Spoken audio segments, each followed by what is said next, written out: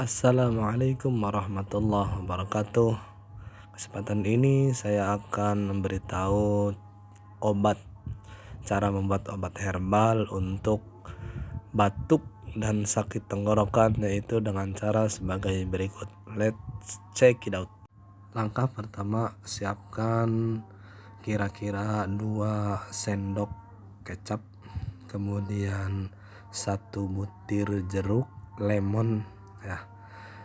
Kemudian belah 2 lemon itu secara horizontal. Kemudian peras dengan saringan hingga airnya habis. Kemudian ambil bulir-bulir daripada jeruk itu, kemudian campurkan dengan kecap, aduk sampai rata, kemudian diminum.